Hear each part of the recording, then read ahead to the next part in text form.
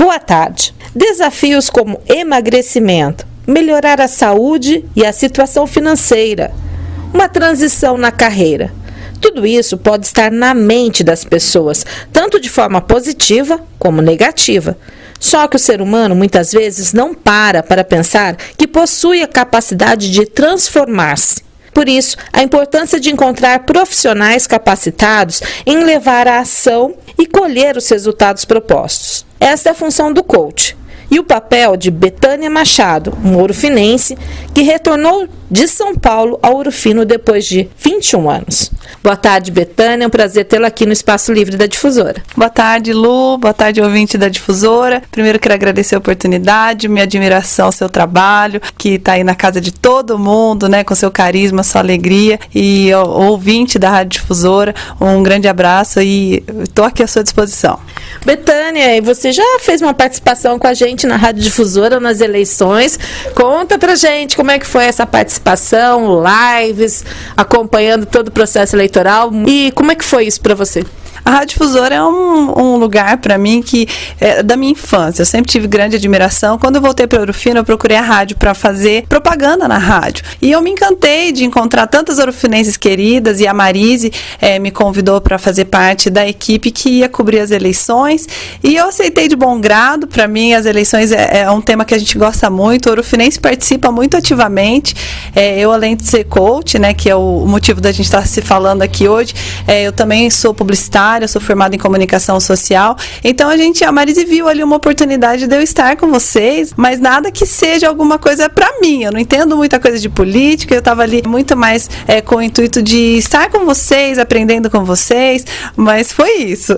Como é que foi a sua história? Você nasceu aqui em Ouro Fino, aí você saiu, foi para São Paulo, você fez publicidade e propaganda lá, onde você estudou? Conta um pouquinho.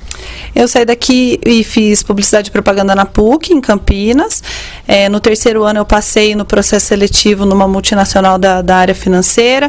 Trabalhei como executiva de marketing no mercado financeiro durante mais de 10 anos. Em 2009 eu fui diagnosticada com doenças autoimunes, muito em função do estilo de vida estressante do mercado da área de marketing, do mercado financeiro. E desde então eu comecei um processo de buscar realmente alguma coisa que eu pudesse ter mais qualidade de vida. E foi então que tudo começou. Comecei meu processo de transição de carreira em 2010, eu estudei coaching, né, desenvolvimento humano, fui para a área de RH, dei muitas palestras, treinamentos, e foi então que eu comecei a entender mais de inteligência emocional, que é o meu foco, né, na área de coaching, e foi incrível. Eu digo para você que eu estudei com grandes players do mercado, eu não sei tudo, como ninguém nunca vai saber, mas eu consegui o meu objetivo, que era não ter mais sintomas da doença autoimune. Então faz mais de 5 anos que eu não sinto mais, que eu não tenho mais problemas, sem remédio, cuidando disso com o estilo de vida.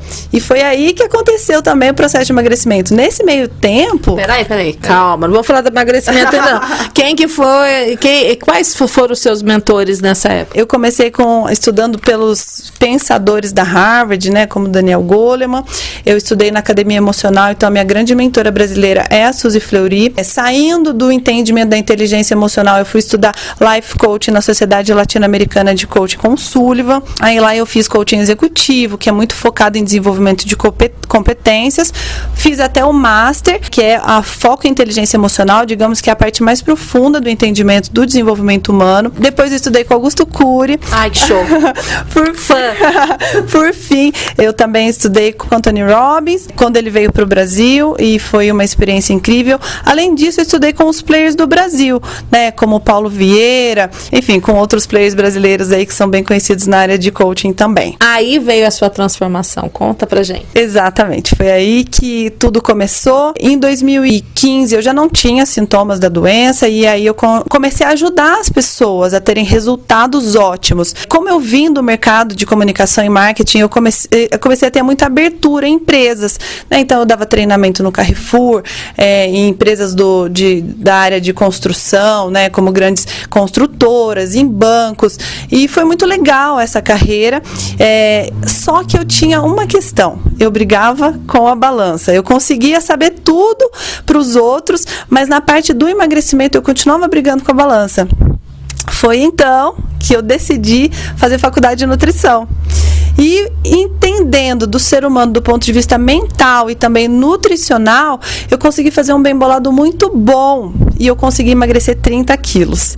E aí quer fazer uma pergunta? Foi aí que eu me senti realmente empoderada, né, para ajudar as pessoas, não só do ponto de vista nutricional, mas entendendo a mente da pessoa, né? Porque as questões emocionais, elas são muito importantes no processo nutricional. Se não fosse isso, seria muito fácil. Se fosse só passar uma lista de alimentos, né, e falar, tem que comer isso, seria fácil. A gente sabe que tem muito mais coisa envolvida no processo de emagrecimento.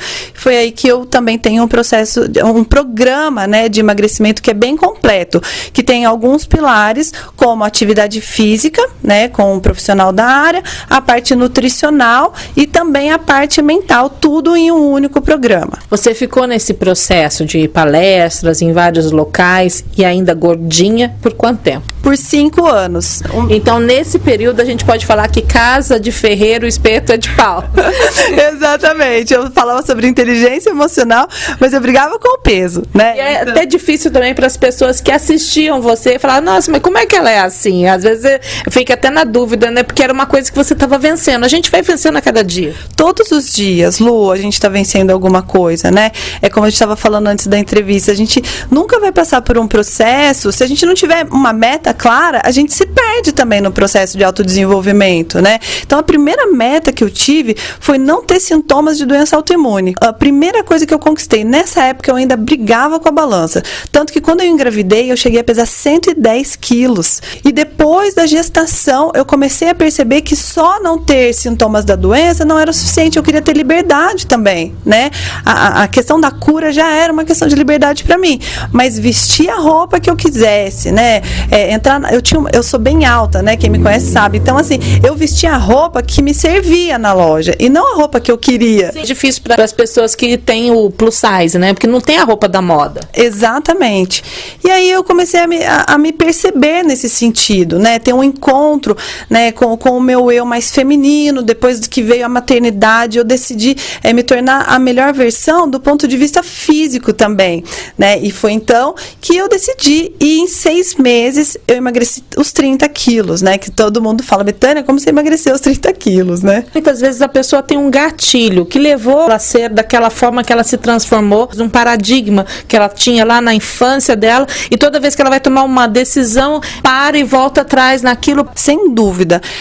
A gente tem uma relação emocional com os alimentos, né? Então, se você quiser fazer uma experiência, você pode pegar um doce que você ama desde a infância e você sentar num lugar reservado e experimentar esse doce com os olhos fechados e você vê a quantidade de emoções, até me arrepia, Lu, né? A quantidade de emoções que esse alimento te traz, né? Então, os alimentos, eles vêm carregados de uma carga emocional, de relação com a sua infância, com a sua mãe, com o seu pai, com o seu ambiente familiar, que muitas vezes a gente fica preso a esses alimentos porque a gente não consegue se desvencilhar. Então, é muito importante que num processo de emagrecimento exista uma transformação do ser. O processo de emagrecimento está longe de ser uma dieta, como eu já disse. Se fosse só uma dieta, seria muito simples. Mais do que uma reeducação alimentar, é uma transformação de identidade. Num livro que chama Hábitos Atômicos, o autor fala que nós somos aquilo que nós fazemos todos os dias e que aquilo que nós fazemos todos os dias se torna a nossa identidade. E isso é muito forte, porque é o meu eu. Eu sempre pergunto para as minhas clientes, você quer emagrecer ou você quer se tornar magra? Porque quando você se torna uma pessoa magra, isso muda drasticamente a sua forma de ver a vida, né? O emagrecer é uma dieta, emagrece. Vou fazer uma dieta, eu perco 3 quilos. Você emagrece, mas você engorda tudo de novo, porque aquela não é você. Você nem se reconhece daquele jeito. Quantas pessoas a gente conhece que emagreceu e depois engordou tudo de novo? Se encontra como se fosse um piloto automático. Você olha no espelho, não sou eu, então vou trabalhar para voltar a ser quem eu era. Quem eu era gordinha. Exatamente. Então, eu sempre digo, isso que você disse é muito importante e é muito profundo, mas assim, de uma forma mais superficial também, a pessoa que é magra, ela tem alguns hábitos e comportamentos inerentes ao ser dela.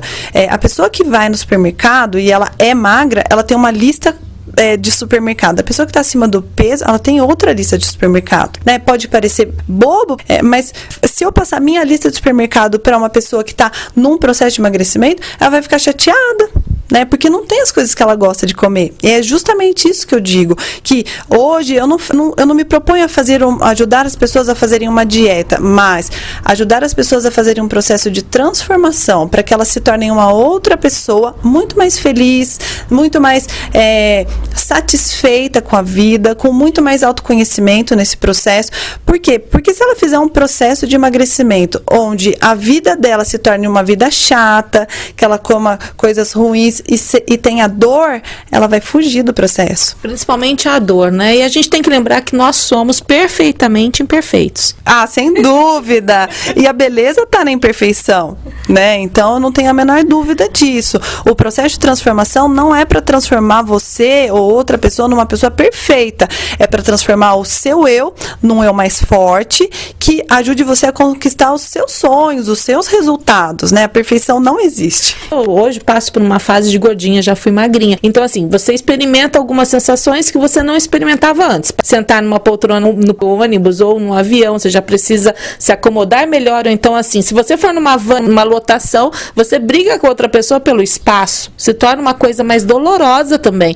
Esse é o lado negativo da pessoa que passa pela gordura. Exatamente essas dores que eu estimulo que as pessoas tragam para o processo. Porque são essas dores também que fazem a gente pagar o preço no emagrecimento. Porque se a gente pensar só naquilo que a gente vai ter que deixar de fazer, muitas vezes a gente não vai querer, né? Deixar de comer doce, deixar de tomar sorvete, apesar de que eu acho que não deve deixar, tá? Eu falo assim, o meu processo é para quem gosta de comer. Mas o que mais me motivou, Lu, a realmente fazer um processo, né, de emagrecimento na minha época, eu falo, ter saúde não é. Porque se fosse ter saúde, Lu, as pessoas não fumavam, as pessoas não bebiam. Ter saúde não é motivo. Mas muitas vezes a gente faz isso para fugir da dor, né? A dor de não encontrar roupa, de passar por preconceito, né? De não se sentir à vontade numa catraca de um ônibus ou sei lá, né? Essas dores que a gente passa quando a gente está um pouquinho acima do peso ou acima do peso. E também o sonho da liberdade, né? O que eu enxergava, assim, o que me fazia realmente feliz em alcançar. Então a dor faz parte do processo, porque a gente quer fugir da dor para alcançar alguma coisa incrível lá na frente, né? Betânia, outra coisa, assim, eu também conheço algumas outras pessoas que trabalham nessa mesma área, que também emagreceram, que até nos levam a pensar, porque eu acho que a maior dificuldade é o pensamento. A gente tem que parar e pensar, porque dizem que 2% pensam, 3% pensam que pensam, e 95% da população não pensa nada, que prefere morrer do que pensar. E é você associar, por exemplo, por que eu tô comendo esse doce agora? Aí você lembra, né, eu acabei de brigar com alguém, então aí eu comi esse doce. Tem muito disso. Nossa, demais. Aliás, você me falou uma coisa aqui que eu fiquei até pensando, não ouvi nem direito sua pergunta. Essa questão das pessoas não pensarem, ela é muito séria. Num processo de desenvolvimento, a primeira coisa que a gente faz no meu programa é ensinar você a pensar. Então, a gente tem uma base filosófica muito forte que questiona todas as coisas. Então, a gente começa a questionar, por exemplo, por que a gente come o que a gente come? Por que as indústrias vendem o que elas vendem? Por que desde pequeno a gente é educado a comer coisas que nos fazem mal? Por que essas coisas acontecem? O porquê das coisas, o questionamento é a base da filosofia e é a base do coaching também. A gente começar a questionar as indústrias, questionar o quanto a gente tem ficado doente. Por que a gente não questiona o tanto que a gente tem ficado doente? Não é, Lu? As pessoas estão vivendo as 3 doenças que mais matam hoje: câncer, doenças cardiovasculares e diabetes, que são doenças de estilo de vida. Quando a gente para questionar o estado de saúde das pessoas, a gente começa a questionar também os nossos hábitos que são implantados pela própria televisão. Aí você vai tocar na tua outra área, que era o marketing. É o marketing da farinha, que de repente vicia, é o marketing do açúcar, que de repente vicia, ou de outras coisas que nos fazem ficar presos a um sistema. Luciana, adoro conversar com você, que você é uma pessoa muito inteligente. Exatamente. Quando eu trabalhei na área de marketing, uma boa parte da minha carreira, eu trabalhei com trade marketing, que é justamente a ciência do ponto de venda. Então, as gôndolas que ficam na área de vista do consumidor do supermercado, elas são vendidas. A gente não compra no supermercado aquilo que nos faz bem. A gente compra aquilo que é importante para a indústria. Então, nós somos reféns da indústria. A própria televisão, a própria mídia, ela acaba colocando dentro da nossa vida os nossos hábitos. Eu sempre brinco assim, você lembra que agora a gente vai denunciar a nossa idade, Lu? Você lembra que antigamente nas novelas das 8 as pessoas apareciam fumando? Pois é. E era um sinônimo de status aquilo, e todo mundo fumava. Demorou muito para as pessoas começarem a questionar que o cigarro fazia mal. Só quando aquilo começou a realmente virar um problema de ordem pública, financeira, o país em tratar as pessoas com doença, que a gente começou a questionar esse hábito. E é por isso que hoje esse movimento do fit é tão grande. Porque as pessoas estão tão,